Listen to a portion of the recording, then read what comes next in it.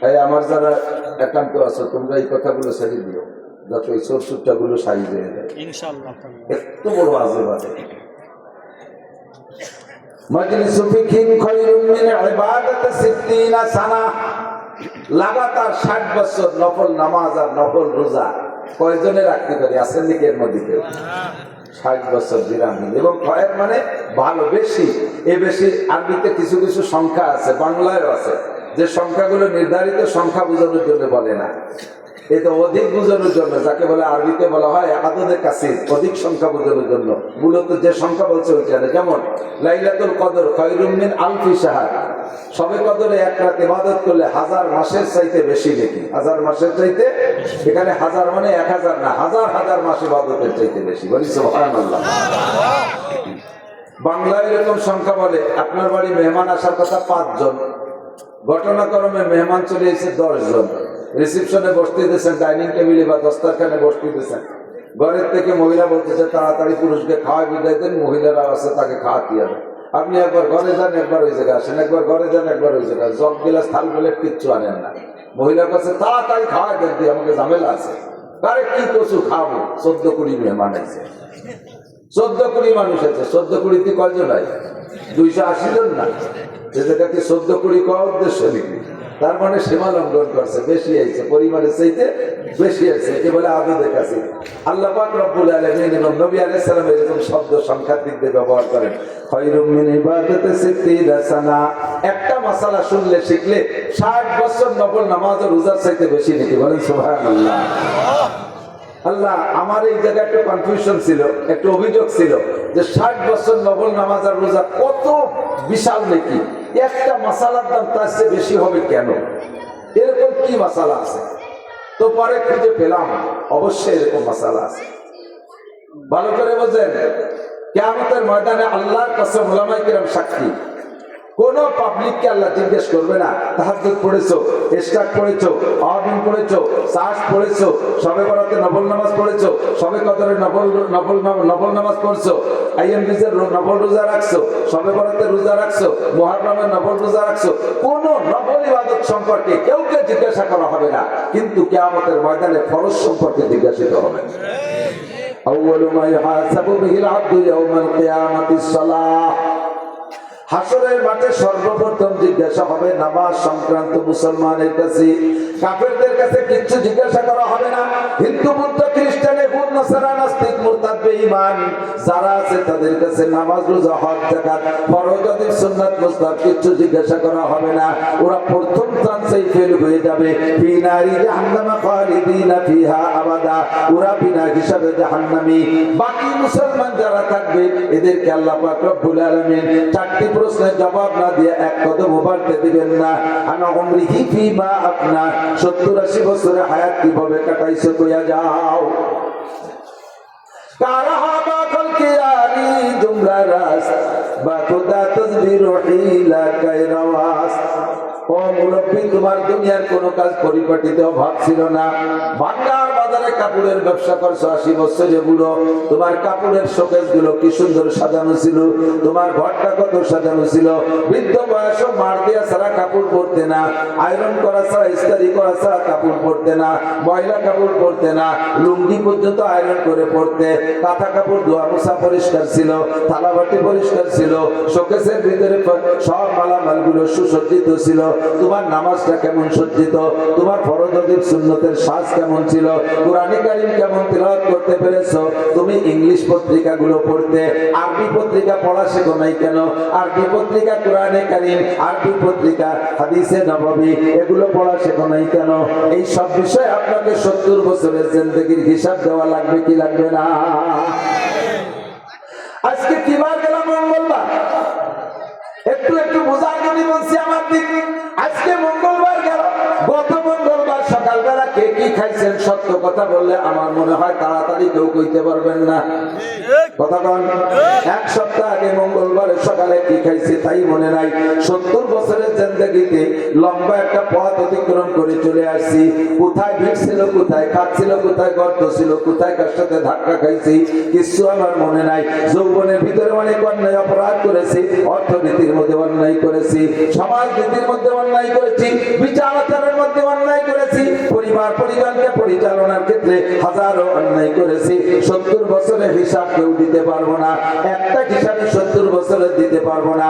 যদি আপনাকে 3 নম্বর প্রশ্নটা করা হয় আনমালিহি, জীবন ভরে কত টাকা কে ইনকাম করছেন, গোটা জিন্দেগির আয়ের একটা অডিট যদি আমাকে করা হয়, মিয়া মাওলানা নাসির সারা জীবনে কত টাকা ইনকাম করছো হিসাব দাও, আমার মনে হয় একজনও কইতে পারবেন না।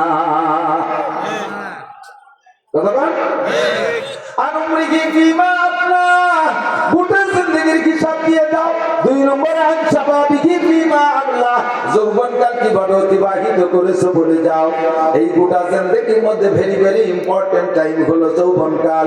যৌবনকালের হিসাবটা এজন্য নেওয়া হবে কারণ যৌবনকালে ভালো বেশি করা যায়, মন্দ বেশি করা যায়। কতক্ষণ যৌবনকালে রাত 2টা 3টে সেই ফুটবল খেলার ম্যাচ সারা রাত দাঁড়িয়ে দাঁড়িয়ে যেমন দেখা যায়, ইচ্ছা করলে তেমনি যৌবনকালে শেষ রাত্রে উইটা ঠান্ডা পানি দিয়ে অজু গোসল যেটা প্রয়োজন আদায় করে সারা রাতের বাকি অংশ দাঁড়ায় দাঁড়ায় তাহাজ্জুদ পড়া যায়। যৌবনকালে ইচ্ছা করলে বাইসাইকেল চালায় কাশিয়ানি ওড়াকান্দি ঠাকুর বাড়ি যাওয়া যায়। যৌবনকালে ইচ্ছা করলে ভাঙ্গার থেকে বাইসাইকেল চালাইয়া ইস্তেমার ময়দানে যাওয়া যায়, সরমনের ময়দানে যাওয়া যায়। যৌবনকালে ইচ্ছা করলে প্রত্যেক সপ্তাহে হিন্দুদের সাথে দূর সফরে যে একটা পূজা পাঠে অংশগ্রহণ করা যায়। যৌবনকালে ইচ্ছা করলে প্রত্যেক মাসে মুফতি আব্দুল গফফার সাহেবের মুখে বলা হয় নগরকান্দা ইসলামী মজলিসে অংশগ্রহণ করা যায়। কথা বলেন যায় কি যায় না? যৌবনকালে অন্যায় বেশি করা যায়, ন্যায়ও বেশি করা যায়। এই যৌবনকালটা হলো জীবনের মূল সময়, মূল্যবান সময়। এইটা সম্পর্কে জিজ্ঞাসা করা হবে। বার্ধক্য এসে গেলে, বৃদ্ধ হয়ে গেলে এনি ম্যান এভরিবডি, প্রত্যেকটা মানুষের মন দুর্বল হয়ে যায়, গুনাহ করার এনার্জি থাকে না, গুনার কোনো শক্তি থাকে না। ফ্যান একটা কবরে চলে যায়, চাকা একটা পাংচার হয়ে যায়। দিনের বেলা আগে সূর্যের আলো কি বলা হয়, দিনের বেলা আগে চোখে এত পাওয়ার ছিল, দিনের বেলা আকাশে তারকা দেখতো। এখন বৃদ্ধ হয়ে যাওয়ার কারণে রাতের বেলা আকাশের চাঁদটা দেখতে পারে না। যৌবনকালে লোহা খাইলে পানি হয়ে মিশতে বেরোয় যাইতো, বৃদ্ধ হয়ে যাওয়ার পরে এখন পানির মতো কোনো খাবার খাইলে পানি যাও খাইলেও যেমন খায় তেমনই পিছনে বেরোয় যায়, পেটে শক্ত হয় না। কথা কণ্ঠে কি দিন না? এ হলো যৌবন আর বার্ধক্যের পার্থক্য। কাজেই তোমার যৌবনকালের হিসাবটা একটু দিয়ে যাও। যৌবনকালে যা একবার শোনা হয় তা ভোলে না, আর বৃদ্ধ হয়ে গেলে 50 বার শুনলেও মুখ মনে থাকে না। আনমালিহি মিন আইনা ইকতাসাবা ফীমা আনফাকা, 3 নম্বর প্রশ্নের জবাব না দিয়া একজন পড়তে বছরের সামনে বাড়তে পারবে না। 3 নম্বর হলো আনমালিহি মিন আইনা ইকতাসাবা ফীমা আনফাকা। এই কথাগুলো বহুবার শুনেছেন, বহুবার শুনেছেন। জবানের পার্থক্যের কারণে কখনো কখনো কোনো কথা অন্তরের মধ্যে জায়গা পায় বেশি। আমার কথা অন্তরে, আজকের এই কথাগুলো আমি বললে ভিতরে নাও ঢুকতে পারে। হুবহু এই কথাগুলো মুফতি আব্দুল গফফার সাহেব হুজুর, ইসমাতুল্লাহ কাসেম সাহেব হুজুর দামাত বরকাতুহু আলিয়া, কোনটা বললে কথাটা আপনার ভিতরে গ্রহণযোগ্যতা বেশি পাইতে পারে। বড় মানুষের কথা বলছে, আবার আমাদের থেকে ছোটরা কথাগুলো শুনে গেছে, আপনি গুরুত্ব দেন নাই। হয়তোবা আমার মুখের কথাটা আপনার মধ্যে হিট করতে পারে, এই জন্য পুনরাবৃত্তি করি। আল্লাহ বলেন ফাযাক্কির ফাইন্না যিকরা তানফাউল মুমিনিন। একই কথা বারবার বলো, কালকের কথাটা অন্তরে ঢোকে নাই, আজকের অন্তরে ঢুকে বসতে পারে। 3 নম্বর ইমিগ্রেশন কিয়ামতের ময়দানে 3 নম্বর প্রশ্ন, আনমালিহি, মাল সম্পর্কে জিজ্ঞাসিত হবেন। মাল সম্পর্কে জিজ্ঞাসিত হবেন, কে কোত্থেকে কত টাকা ইনকাম করছো, জবাব দিয়ে যাও। মাল সম্পর্কে 2টি জিজ্ঞাসা, ফীমা আনফাকা মিন আইনা ইকতাসাবা ওয়া ফীমা আনফাকা, মাল কোত্থেকে কামাই করছো বলে দাও, আর কোথায় খরচ করছো বলে দাও। উভয়টাই আমার কাছে বলতে হবে।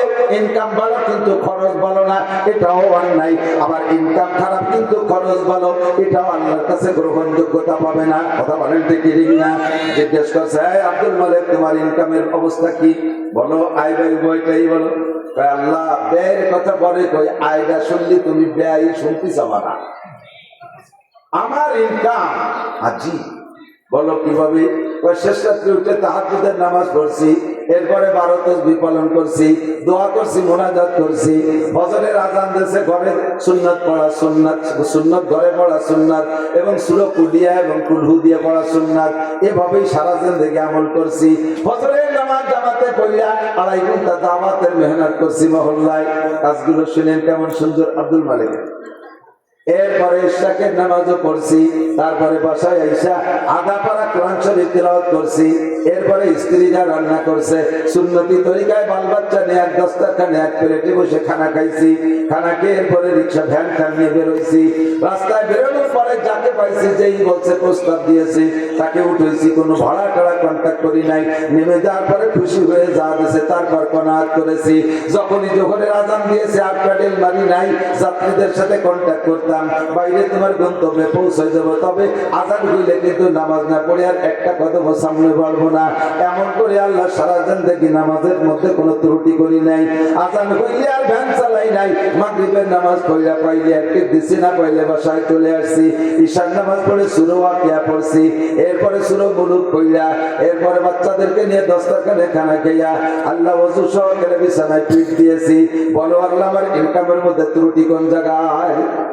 আল্লাহকে golden plus thank you, welcome. তাও এদিকে আসো, তোমার জন্য দরজা খোলা, কিন্তু খরচ করছো কিভাবে এটা একটু সঠিক হয়ে চলে যাও। খরচের ব্যাপারে একটা সমস্যা আছে। ওই শনিবারের ব্যারাকের কিস্তিতে টাকাগুলো দিয়ে দিচ্ছে।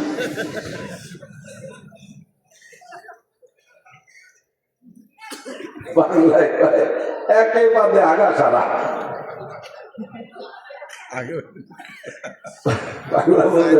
মাঝে মাঝে রাখতে বেঁচে গেছে, একটু রসটা দিলে অনেকের গো হচ্ছে যায়।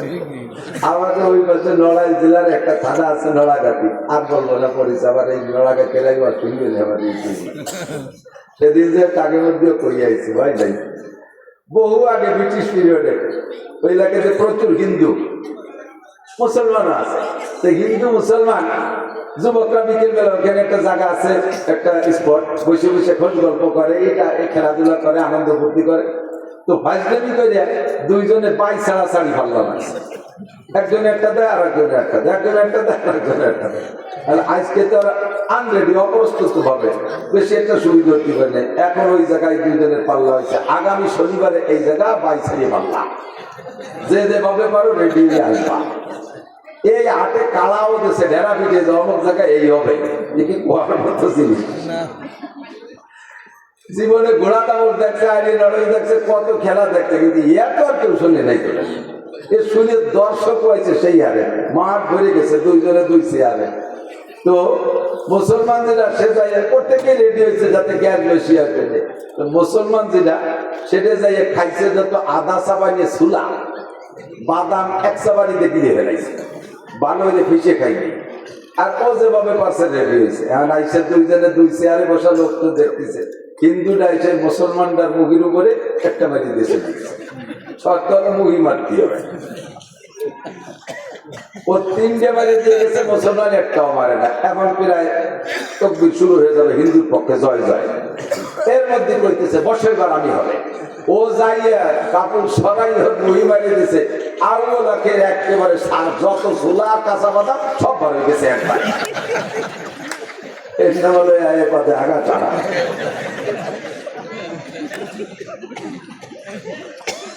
সারা জীবন করিয়া এত দরজ ইনকাম করছো, তার প্রচেষ্টা কারণ কোনো তা ছাড়ো নাই, গায়ের রক্ত পানি করে ইনকাম করছো, খরচ করছো কোন জায়গায় একটু কইয়ে যাও। কয় আল্লাহ গ্রামীণ ব্যাংকের কিস্তি দিছি, আশার কিস্তিতে সব আশার কিস্তিতে দিছি, অনেক জায়গায় সুদে দিনের টাকাগুলো দিয়ে দিছি। আল্লাহ কয় নো টাক বাট স্কুল, কথা হবে না, পিঠে সালা বান্ধব, তেল মাখাও যাতে বাড়ি স্লিপ করে। তোমার আল্লাহ আমার ইনকাম সম্পর্কে তুমি ও জায়গা হাত দিও না, খরচটা কিভাবে আছে একটু শুনে দাও। এই শুনে তুমি আর কোটিক জাতি জমা না কও, তো খরচই আগে কও। আল্লাহ প্রত্যেক বছর জাকাত পাই টু পাই আদায় করছি, প্রতিবেশী কত মানুষের যে ঘর বাড়ি বানাই দিয়েছে তার ঠিক নেই, কত মানুষের মেয়ের বিয়েতে সম্পূর্ণ খরচ আমি দিয়ে দিচ্ছি।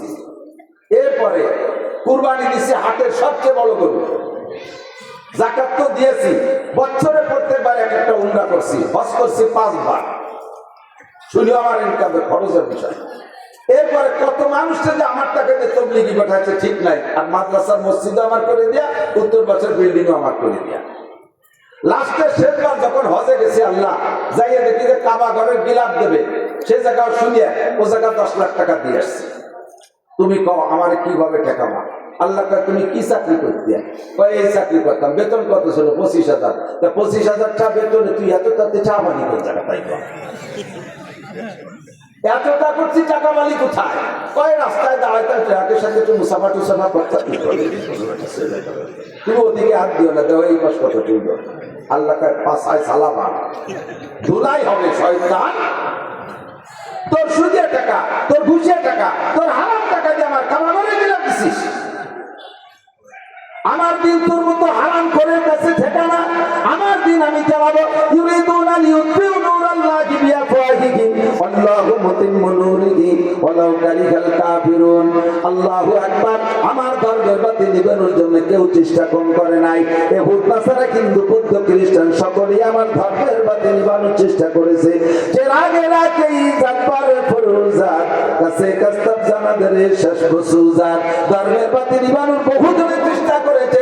আমার ধর্মের বাতি আমি জ্বালাইছি। আমার ধর্মের বাতি জ্বালানো বাতি তেল আমি দেই। ওই বাতিরে নিবাইতে আসছে তার দাড়ি মুখ মাথা সব পড়ে আগুনের সরকার হয়ে যায়।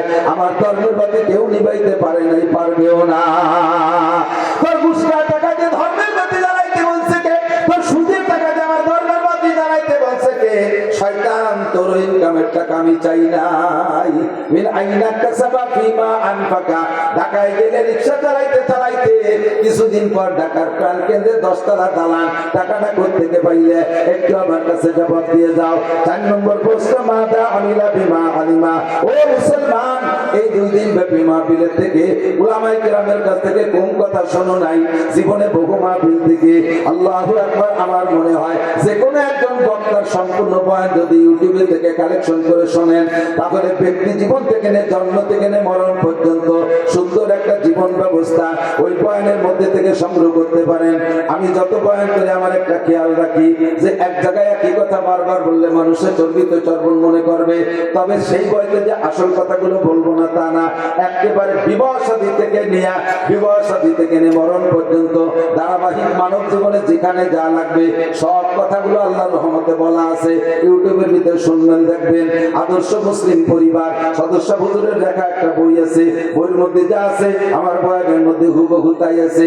ব্যক্তি জীবন কিভাবে চলবেন, রাজনীতি কিভাবে করবেন, খেত খামার কিভাবে করবেন, সিনারের পড়াশোনা কিভাবে করবেন, বিবাহ শাদী কিভাবে করবেন, দাম্পত্য জীবন কিভাবে কাটাইবেন, নামাজ কেমন করে পড়বেন, নামাজের মধ্যে কঠিন কঠিন টুকিটাকি মাসালা আছে, এগুলো নষ্ট হওয়ার কারণে কি সমস্যা, রোজা কিভাবে রাখবেন, হজের মাসালাগুলো সব বলা আছে। এই বয়ানগুলো আপনারা বয়ান মাঠ থেকে শুনেছেন।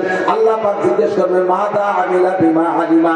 এতদিন পর্যন্ত যা শুনেছো এরপর আমল কতটুকু করছো বান্দা একটু বলে যাও। জবাব দিতে হবে। জবাব না দিয়ে সামনে বাড়া যাবে না। যা বলতে চাইছি, আমার আপনার জিন্দেগিতে যত ইবাদত বন্দেগী করি না কেন, আউয়ালু মা ইউহাসাবু বিহিল আবদু ইয়াউমাল কিয়ামাতিস সালাত। হাসরের মাঠে সর্বপ্রথম জিজ্ঞাসা হবে নামাজ। একটু জোরে বলেন কি? সবাই বলছেন কি? নামাজ কি? নামাজ সম্পর্কে জিজ্ঞাসিত হবো। বলেন নামাজ সম্পর্কে জিজ্ঞাসিত। বলছেন তো সবাই? সবাই বলছেন তো? আমার দায়িত্ব খালাস। কিয়ামতের ময়দানে আপনাকে আল্লাহ জিজ্ঞেস করে নামাজ পড়িস নাই কেন? আপনি বলে, আল্লাহ আমরা কত ভালো মানুষ তুমি জানো না? এই হুজুরকে ডাকিয়ে নিয়েছি মোটা মোটা টাকা দিয়ে, এত বড় বড় হুজুর, আল্লাহ মতো দা কুমকুমাচু না কেলা গাছে তোল হাওড়ার জিনিস তার কাছে ঘোড়া বাজারে মোড়া রইসু সায়াতিন আন্তর্জাতিক ক্ষতি সম্পন্ন কত তাই যে পোস্টার ঘুরি বেলাইছে। সেই হুজুররা আছে দুনিয়ার গাল গাপ করে চলে গেছে, কোনোদিন নামাজের কথাটা কইল। যদি একবার কইতো তাহলে নামাজটা পড়ি আমরা ছাড়ি। হুজুরকে অ্যাটাক করবেন, আমাকে ধরবেন, এই হুজুরা নামাজের কথা বলে নেই। সেদিন আল্লাহ বলবে আমাকে, হে মাওলানা খালি খাইয়ে দিয়ে পয়সা নিয়ে চলে গিয়েছিল নামাজের কথা কইস নেই। আমি বলি, আল্লাহ অবশ্যই বলছি। তুমি বিশ্বাস না হয় ওর আমল নামা দেখো। এবার আমল নামা খুলে দেখবে, তার ভিতরে অডিও ভিডিও সব আছে। মায়াল ফিতুমিন কাউলিল্লাহ লাদাইহি রাকিবুন আতীদ। মুখ থেকে যে কথাটা বের করবেন অন্তরে হাজারো খারাপ কল্পনা করলে বলে আল্লাহ ফেরেশতাদেরকে আমলনামায় লিখতে দেয় না। মনে মনে বিশাল বিশাল প্ল্যান করছেন, একেবারে ডোনাল্ড ট্রাম্পের মেয়ে বিয়ে করবেন, তারে যে মাথা ফাটায় ফেলে দেবেন, এগুলো মনে মনে কল্পনা করছেন। যতক্ষণ মুখে উচ্চারণ করবেন না ততক্ষণ পর্যন্ত লেখা হবে না, আর যে কথা মুখ দিয়ে বের করবেন সঙ্গে সঙ্গে লেখা হবে। কাজেই আপনি কিয়ামতে আমার অ্যাটাক করতে পারবেন না। আমি সবাই যে বলাই দিছি, মুখ দিয়ে বলে বেলাইছেন, আপনার আমলনামায় লেখা হয়ে গেছে। কিয়ামতের মাঠে সর্বপ্রথম জিজ্ঞাসা হবে নামাজ। নামাজের প্রস্তুতি জবাব দিয়ে পার করে যেতে পারবে, ওর কোনো জায়গায় কোনো ঠেক হবে না। নামাজের কারণে সব জায়গায় আল্লাহ তারে পার করে দেবে। কেন দেবে? কেন দেবে? নামাজের কারণে কেন তারে সব জায়গায় পার করে দেবে? আল্লাহ পাক বলেন, নামাজ যে ব্যক্তি সঠিকভাবে পড়ে সে কোনো অন্যায় করে না। ইন্নাস সালাতা তানহা আনিল ফাহশাই ওয়াল মুনকার ওয়া লাযিকরুল্লাহি আকবার। নামাজ এমন একটা তাবিজ, নামাজ এমন একটা ক্যাপসুল, নামাজ এমন একটা ইনজেকশন, এই নামাজ এমন একটা টিকা, ওই টিকাটা লাগাইলে আর কোনো রোগ হয় না, আর কোনো রোগ হয় না। দেখবেন মাঝে মাঝে পোলাপানের টিকা দেয়, দেয় না? টিকা টিকা টিকা দেওয়ার অবস্থা মনে আছে নাকি? টিকা দেওয়ার সিস্টেম কি? যে বাড়ি টিকা দেবে ওই বাড়ির সামনে বড় একটা ব্যানার টানায়, আছে না? আগে মাইকিং করে দেয়, অমুক মহিলা মেম্বারের বাড়ির টিকা দেওয়া হবে, অমুক ওয়ার্ড চেয়ারম্যানের বাড়ি টিকা দেওয়া হবে, অমুক মেম্বারের বাড়ি টিকা দেওয়া হবে, এইভাবে মাইকিং করে যায়। এরপরে যেদিন টিকা দেয় দেখবেন সেদিন বাড়ির সামনে একটা হলুদ ব্যানার টানানো থাকে। ওই হলুদ ব্যানারের ভিতরে কি কি আছে তা কি মনে আছে? দেখবেন হলুদ ব্যানারের মধ্যে গোল একটা বৃত্ত আছে, আছে? বৃত্তের মাঝখানে ছোট্ট একটা বাচ্চার ছবি আছে, আছে? এবার ওই বৃত্ত ভেদ করে দেখবেন 5টা অথবা 6টা তীর আছে, আছে না? সব মিলে তর্জমা কি? এই ব্যানারটা হলো দুনিয়া, আর মাঝখানে যে গোল বৃত্ত এইটাই বাচ্চার হায়াতের এরিয়া, বাচ্চার হায়াতের এরিয়া। এই হায়াতের এরিয়া সীমানা ভেদ কইরা এই দুনিয়া থেকে 6টা রোগ আছে ওর দিকে যাইতেছে। জন্ডিস আছে একটা রোগ, যদি ওর মধ্যে ঢোকে, এরপর পোলিও একটা রোগ আছে, যদি ওর মধ্যে ঢোকে, হায়াতের বৃত্ত ভেদ কইরা একবার ঢুকে পড়লে দুনিয়ার কোনো ডাক্তার তার চিকিৎসা করা, ওর মরণ অনিবার্য। ক্যান্সারের একটা জার্ম আছে, এইটা যদি ওর মধ্যে ঢোকে তাহলে ওর মরণ অনিবার্য। এই 6টা রোগ মানে 6টা তীর মানে 6টা রোগ।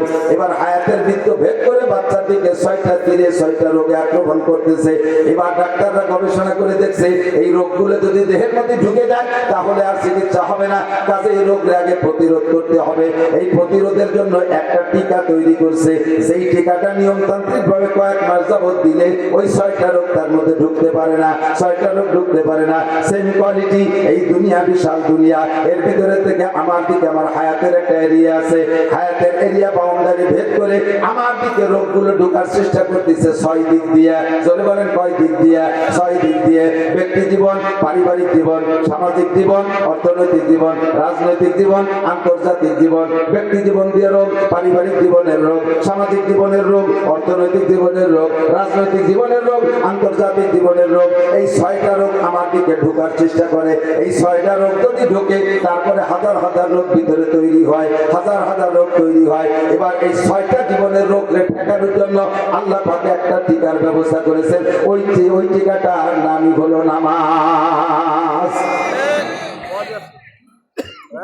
আল্লাহ বলেন, আকিমিস সালাতা তারাফাইন নাহারি ওয়া যুলাফান মিনাল লাইল ইন্নাল হাসানাতি ইউযহিবনাস সাইয়্যাত যালিকা যিকরা লিয-যাকিরিন উতলু মা উহিয়া ইলাইকা মিনাল কিতাব ওয়া আকিমিস সালাহ ইন্নাস সালাতা তানহা আনিল ফাহশাই ওয়াল মুনকার ওয়া লাযিকরুল্লাহি আকবার। আল্লাহর কসম, আল্লাহর কসম, তার নিরানব্বই নামের কসম, তার ইসমে জাতের কসম দিয়ে বলি, যদি কোনো ব্যক্তি সঠিকভাবে নামাজ পড়ে, অরিজিনালি কোনো ব্যক্তি যদি নিয়মতান্ত্রিক ভাবে নামাজ পড়ে, ওই নামাজি ব্যক্তিকে নামাজে তারে ঘুষের থেকে ফিরাইতে বাধ্য হয়, সুদের থেকে ফিরাই তারে, জিনা থেকে ফিরাই থাকে, মদের থেকে ফিরাই থাকে, গাঁজার থেকে ফিরাই থাকে, বেপরদা থেকে ফিরায়, আইন খেলা থেকে ফিরায়, জাল দলিল থেকে ফিরায়, মিথ্যা সাক্ষী থেকে ফিরায়, মিথ্যা মামলা থেকে ফিরায়, মাপে কম দেওয়া থেকে ফিরায়, মাপে বেশি আনা থেকে ফিরায়, মানে ভেজাল দেওয়া থেকে ফিরায়, ফরমালিন মিশরি থেকে ফিরায়, দুধে পানি দেওয়া থেকে ফিরায়, আরে মুখের গুণা থেকে ফিরায়, অবদ্ধ ভাষায় গালাগালি করতে দেয় না,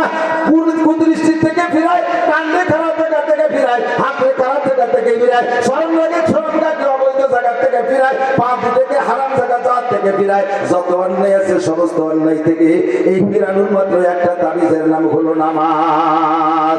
এই নামাজ হলো ফরজ নামাজ। একটু ধরে বলেন কি নামাজ? এক ওয়াক্ত ফজরের 2 রাকাত ফরজ নামাজের দাম, ফজরের 2 রাকাত ফরজ নামাজের দাম কত? সারা জীবন 60 বছর নফল নামাজ আর নফল রোজা না। যদি কেউ আল্লাহ 60 লক্ষ বছর হায়াত দেয়, 60 লক্ষ বছর নফল নামাজ আর নফল রোজা রাখলে সেই নাকি ফজরের 2 রাকাত নামাজের দাম তার চাইতে বেশি। এবার আমি ওখান থেকে মাসালা বের করছি, এদিক তাকান। একটা মাসালার দাম 60 বছর নফল নামাজ ও রোজার চাইতে বেশি কেন? নফল তো সারা জীবনের নফলের দাম ফরজের সমান হবে না। আবার বহু মুসলমান আছে যাদের একটা মাসালা না জানা থাকার কারণে, ছোট্ট পিন সাইজের একটা মাসালা না জানা থাকার কারণে জিন্দেগির বহুত ফরজ নামাজ নষ্ট হয়ে গেছে। আমার দিকে জিন্দেগির বহুত ফরজ নামাজ নষ্ট হয়ে গেছে। ভেরি ভেরি ইম্পর্টেন্ট একটা মাসালা আপনাদের জন্য আমি সংগ্রহ করছি। এই মাসালাটার দাম আপনি নিজেই জবাব দেবেন। ওই মাসালাটা না হওয়ার কারণে, সঠিক না জানা থাকার কারণে ফরজ নামাজ নষ্ট হয়েছে। আর 2 রাকাত ফরজ নামাজের দাম 60 লক্ষ বছর নফল নামাজের চাইতে বেশি। কথা বলুন ঠিক কি ঠিক না? এবার সেই মাসালাটা কি মাসালা? আপনি ইমামের পিছনে নামাজ পড়েন। আমি তো একটা দাড়ি যখন গজাইছি, নিতান্ত গরিব বাপের ছেলে ছিলাম আমি। এখনো পর্যন্ত আমার আব্বার রেখে যাওয়া যা আছে তার থেকে 1 ইঞ্চি জমি আমি ভাগে পাইনি। আব্বার ইনকাম থেকে আমি একখান ভাঙ্গা টিন, একখান ফুটো থালও ভাগে পাইনি। ছোট্ট একটা সংসারে আমরা সন্তান ছিলাম। আমার আব্বা গরিব মানুষ, কৃষক ছিলেন।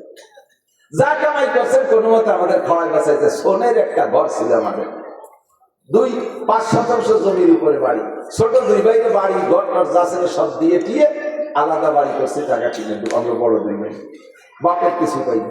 বাপের 1 বস্তা দোয়া পাইছে। ছাত্র বয়সে আপনার টাকা দিতে পারতেন না, এসে গেলে একটু বলা লাগে। বহুত ছাত্ররা আছে তারা অভাবের কারণে পড়া বাদ দিয়ে চলে যায়। আমি এটা আদৌ বিশ্বাস করি না। আমার আব্বা আমাকে 11-12 বছর মাদ্রাসায় পড়ছি, যা 2-1 পয়সা দিতে পারতেন কষ্ট করে, সম্পূর্ণ 12 বছরের টাকা একত্রিত করলে 100 টাকা হবে না। বিশ্বাস করতে পারবেন না। তাহলে কিভাবে পড়ছি, কিভাবে যে পড়ছি না আমিও জানি না। যখন একটা দাড়ি গজাইছে তখন আমি সাবালে হয়েছে, এইটা বুঝাইয়া এই দাড়িটা দেখাইয়া মসজিদের ইমামতি দিয়েছে। মসজিদের ইমামতি দিয়েছে। সেই থেকে ইমামতি করতে করতে দাওরা হাদিস পর্যন্ত পাশ করছি, আলহামদুলিল্লাহ। তবে আমার ইমামতির কারণে কোনোদিন আমার পড়ার উপরে কোনো প্রভাব পড়ে নাই। মাদ্রাসা থেকে 4 কিলোমিটার দূরে লজিং থাকছে, বড় একটা মধুমতি নদী পার হয়েও পার। জিন্দেগিতে 1 ঘন্টার 1 মিনিটও আমি পিছিয়ে পড়ি নাই। ঝড় বৃষ্টি তুফান যাই হোক আমার কোনো ক্লাস নাই নেই, এবং জীবনেও কোনোদিন ক্লাসে সেকেন্ড হইনি। তাহলে মনে হচ্ছে ঠাড় হয়েছে। গহরডাঙ্গা বোর্ডে টাইটেলের বছর আমি ফার্স্ট স্টার্ট করেছি। অনেকে এগুলো ক্রেডিট বললে কিছু মনে করতে পারে। একটা জিনিস বুঝানোর জন্য বলছি, তার এই কথাটাই বুঝানোর জন্য যে অভাবের কারণে লেখাপড়া ঠেকে থাকে না। তো সেই থেকে ইমামতি করতে করতে অভিজ্ঞতা আছে যে মুসল্লি ভালো ডকশপ দেখলি বাড়ি পাকা মুসল্লি তা না। এত বড় পাগড়ি 3 খেতা দিয়ে বাঁধছে, 43 বছর যুব্য একটা গায়ে। ওর বাবা গাড়ির উপরে যায় নামাজ, বগলে দস্তারখান, হাতে কোলা লাঠি, 500 দানা তসবি, চশমা পাই দিয়ে কি ডাক না, চশমা চড়ে দিয়ে একই ডাকের সাথে খুব বহুত বড় আলেম। বোমা মারলে ভিতরে একটা পা বেরোয় না, জাল খাল দিলে টালি বেরোয় না। মশলাটা দূরে থাক। আমার ওই বছর জেলা নড়াই গেছে। আর আমাদের গোপালগঞ্জের শেষ থানা কাশিয়ালির শেষ মাথায় একটা গ্রাম আছে, নড়াই। নড়াই গ্রাম আছে, ব্যাসপুর নড়াই। তো এই ব্যাসপুর নড়াই, ওই গোপাল নড়াই জেলা নড়াই থেকে একটা তবলিগ জামাত আছে।